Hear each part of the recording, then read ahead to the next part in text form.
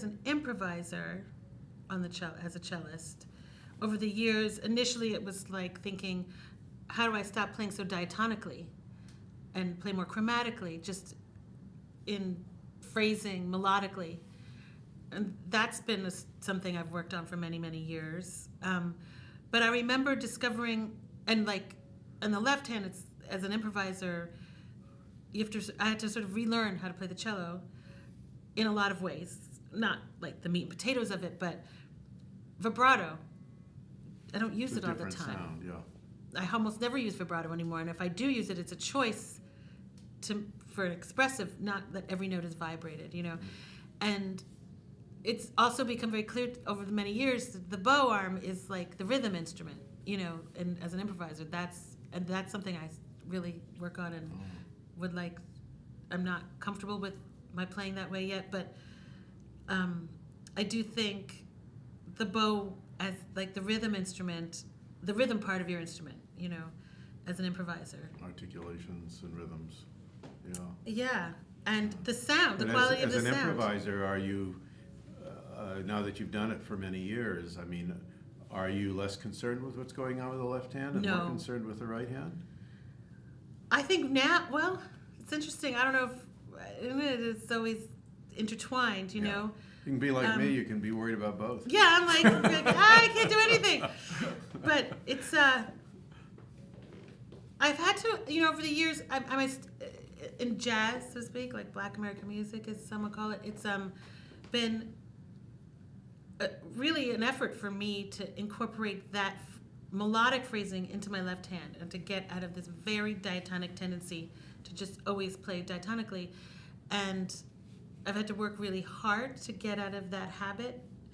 It's still my first language. If I sit down and read any Beethoven string quartet, Haydn, whatever, there's no accent. It's no issue. That's like breathing to me. But to sit down and play a monk tune or whomever, I've always feel like I still have like a heavy classical accent, you know, in playing. And some people might disagree, I don't know, but it's how I feel. And also the thing about playing non-classical music on a Western classical instrument, if that's been the training, is changing your sound.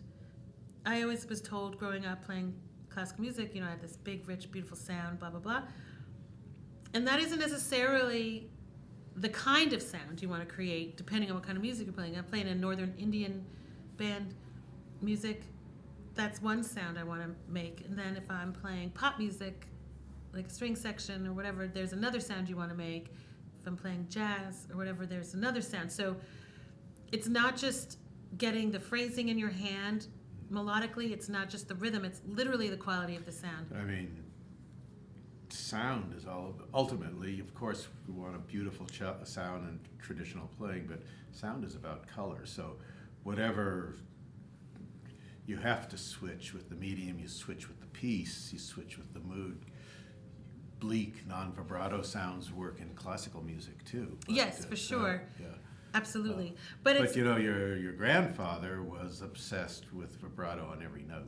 Yes, well, that's a certain tradition, yeah. But well, when I'm I teach, not sure it was even a tradition. I think it's a tradition maybe that he began. Could be. Yeah, I mean, I remember being told, like, that note, why aren't you vibrating, you know, that note there. But when I teach now classical kids, players, about improvising or beginning to think about it, one of the first things I do is talk about, like, I want you to make the ugliest sound you think you could possibly make on the instrument. And just training your ear and your hands to get away from what we've been told is the right way to make a sound. The other thing, I should be the last person to say it because I'm not good at improvising and I've never really developed that, but I noticed, you know, watching the YouTube videos, there's so many improvisers out there that it's all diatonic.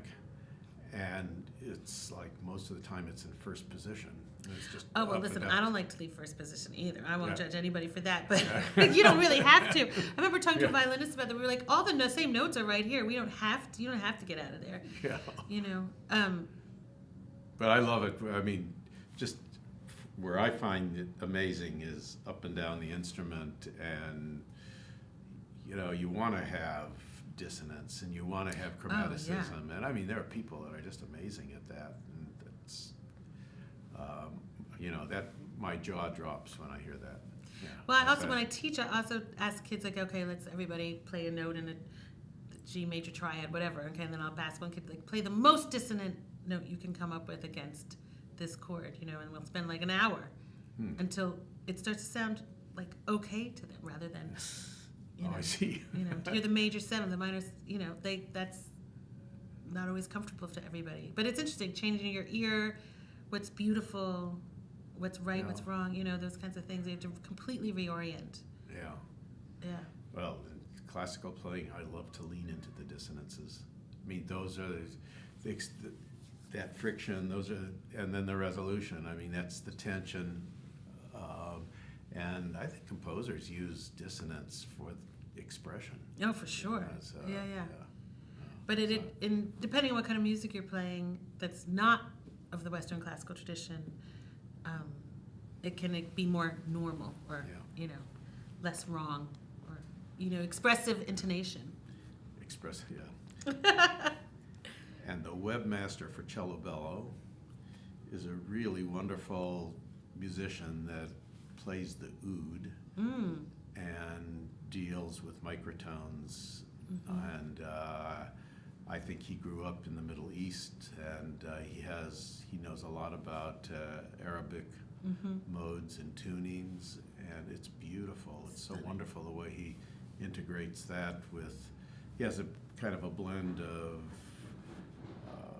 traditional classical instruments, like he uses a cello, but then there's the oud, and there's this blending of sound and some very.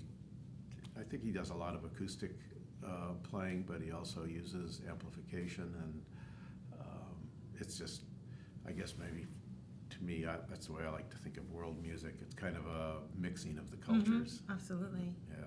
Well, I remember my mom used to scream to me when I was practicing. She had perfect pitch. And she'd yell it to me into the back of the apartment, like, Kika, there's no note between C and C sharp. And I was like, oh, God, shit. And then scroll ahead 20 years or 30 years, whatever it was, you know, and I was playing with somebody who was a specialist in Arabic music, and I'm not at all, but I was in that environment for a minute. And I was like, oh, my God, Mommy was so wrong. There's like 70 notes between C and C sharp. You know? There's a world between, you know, I actually have one lesson video on quarter tones, how to practice quarter tone scales. Wow. And like a world-class cellist was doing this, and he was really having trouble. It's hard. It's not so easy. But, you know, I mean, after you've done that for a while, you realize there's a lot of room in a half step. Oh, a world. Yeah. A big, fat world. Yeah, it's incredible. Yeah. And that's, I mean, even in the blues, you know, I will intentionally not play this E like a perfect, you know, E as it would match an A440. You know, it's something. Yeah, you have to relearn everything. Yeah, and really. the public feels it. They don't really know what you're doing, but they feel it. Yeah. So, Yeah. yeah. And sometimes we don't know what we're doing, and we feel it. That's right. You know what I mean? Yeah. Oh my God, when I play Shlomo, I want those half steps so close. Oh, yeah. Oh my God, they just have to be. Yeah. You know, it's. Do you know this cellist Gavriel Lipkind? Of course, yes. I met him at He the went first. to school here. Oh, he did. Yes. I met him at the first Feuermann Grand Prix, and I was blown away by his playing and his attitude, which was very Israeli and I Yes. thought kind of fabulous for the environment we were in. But he plays Shlomo beautifully, you know, and is able to get up in the thing that makes you like, ooh, what's that? Yeah. Yeah, he's a unique musician.